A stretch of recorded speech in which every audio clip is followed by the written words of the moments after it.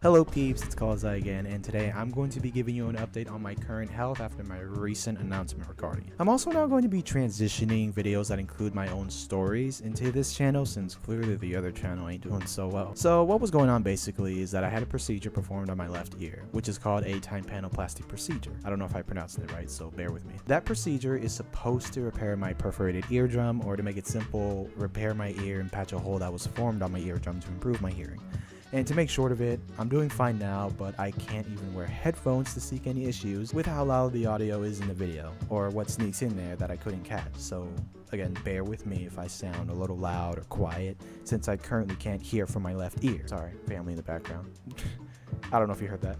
But yeah, I can't hear from my left ear since they put a protective patch in it, which I will go into that detail further in the video. But anyway, let's get to the long story. In 2020, the start of the pandemic, where I had long hair, I had this itchy feeling in my ear that was very uncomfortable. So I decided to stupidly stick a Q-tip to remove some wax and scratch the itchy part, which was possibly my eardrum doing that. And when I did, I might have accidentally pushed the earwax against my eardrum, or I pushed the Q-tip against my eardrum, causing it to push back in further for some reason. It felt like it was sucked in and it did not feel comfortable at all. I tried to pop the eardrum back out by closing my nostrils and blowing out a little bit, and even trying to flex my eardrums, and it did work, only for a couple of minutes or seconds at that. So I got a little scared and told my dad that day, and I honestly don't remember the details, but I'll try my best to describe what I can remember. When I did tell my dad the next day, we called the doctors and we went over there to see the issue. My dad was always blaming the headphones till this day. I'm always stuck on the PC, as far as back as to using my dad's old laptop as a kid to play with this tornado siren game on Roblox. That was well over 10 years ago, I think. 10, 7, 8, 6 years ago? I can't remember. But I've been on Roblox for over a decade. But anyway, sorry if I was loud. When we got to the doctors, they issued that it was an infection growing within my ear canal and the eardrum itself. During that stage between 2020 to 2022, the entire ear inside was irritated for some reason. The symptoms I was experiencing was itchiness and stinging pain. And I think they also found out that very day that I had developed a hole in my eardrum. But since I guess it was an early stage, they prescribed me with some ear drops, and that stung a little bit, but I thought it was supposed to get rid of the infection and the small hole would repair itself within a few weeks or months. And I mean, the headphones I've been using since I was probably like 8 maybe, I don't know, but I literally don't know how I got the infection on my left ear only and not my right. It should have been both, right? Unless something got in my left ear specifically. I don't know what, but I don't blast my headphones that loud, and I don't know why it was just my left ear. Someone coughed in it maybe? I don't know. But fast forward to 2021, my ear began to experience more pain, even with prescribed ear drops. One night it got really bad that I was just wincing and whining in pain and even shaking because it hurts so bad. So my dad called the doctors again, which was now the head and neck surgery at my local Kaiser. Prior to me being in pain that night, my dad used the eardrops for a while, and I never really felt the eardrops enter my whole ear. In fact, it was draining even after getting up 15 minutes later for it to soak in, and my dad noticed. And when he carefully used a Q-tip to try and extract some earwax, he didn't pull out earwax this time. He pulled out this grayish or even a white it looked like a little white piece of paper that just got into my ear. It was that kind of material that was pulled out from my ear, and it was like a little white fungus possibly that had developed in there. Okay, not possibly, it is likely. And my hearing was impaired. I couldn't hear from my ear after the infection progressed, and I did not know what to do. So afterwards, we went to see my first head and neck doctor or surgeon, who used this tube to suck out the earwax and fungus, and it really hurted sometimes. And I was always gripping onto the armrest while I closed my eyes, just wanting it to be over. And soon my surgeon found out that the hole in my eardrum grew bigger and it wasn't healing at all. To top it all off, my ear canal was irritated more, and it began to like curve itself, and it was not straightened out like regular ear canals. So we kept using ear drops, and my doctor always removed the now gray earwax and the white fungus to ensure the drops got in, and went to many hearing test appointments, which really annoyed me. So later in the following year of 2022, the infection really got to my ear and it grew bigger.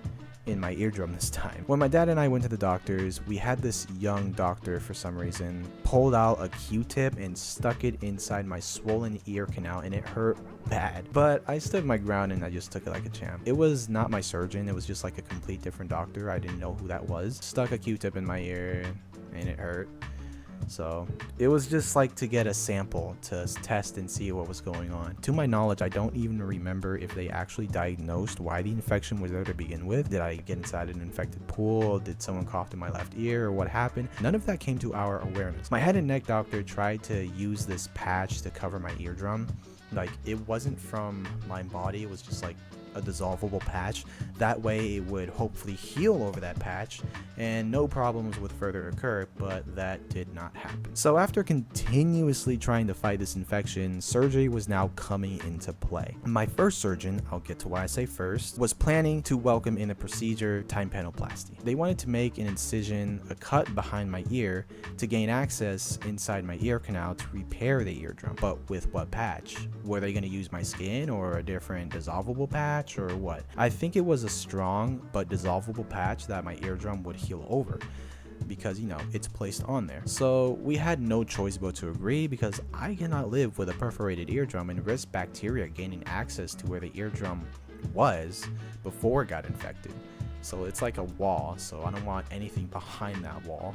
But since that wall is broken, it has a hole in it, it can go behind it. So yeah, I don't know if you know what I mean, but anyway, on the month of July of 2022, the surgery was scheduled to happen there. But I ran into some issues that involved my physical health again, and it was not my eardrum. It was my stupidity on the 4th of July. So let me make this quick if I can. That day I was celebrating the fireworks, those big booming things in the sky. In the same year, on March or something, I bought an electric scooter from Walmart. And I used that scooter to ride along the road with a little fireworks sparkler in my other hand, and my other hand held onto the handle of that scooter, which was going 15 miles per hour. And oh boy, you know what happened next. I lost my balance and I fell on the concrete. It hurt pretty bad, and I landed on my chest first, and I couldn't breathe for a second, and my whole family saw it happen. Oh my god, what did I just do? I honestly didn't even care about how bad I got hurt. I just embarrassed myself in front of the entire family. Actually, probably the neighborhood too, because my neighbors were outside celebrating as well, and they just saw it happen. I wanted to cry right there, not over my physical pain, but my mental pain. I bled from my fingers and my legs, my waist, and it all hurt. I got serious bad road rash on both of my legs and knees and went through a sucky recovery from there on. Then onto my surgery day, I was still recovering from my stupid incident, but the doctors took awareness of that and prepped me for surgery. After the surgery, I was also nauseous and tired, and I was driven back home and had to recover from there. They gave this little half bubble patch over my ear, and my ear was draining this blood, but that was supposed to happen, and I think they had this patch dressing in my ear to protect my eardrum, and hopefully it would recover from there. That surgery failed me. That patch that was supposed to help my eardrum dissolved too soon, I believe, and the hole was still there. And let me tell you, they did not even correct my ear canal that was crooked. But even after having that dressing removed from my ear, I still went to those appointments where I had to test my hearing and had the earwax removed, and it was painful and annoying, but my ear actually stopped hurting afterwards.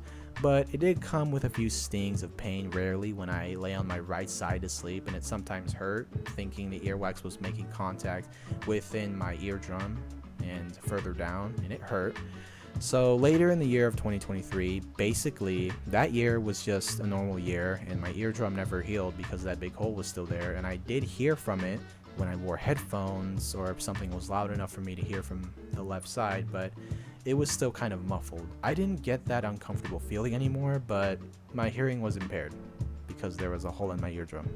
So yeah. This year, we met a new surgeon that would work on a more sufficient procedure.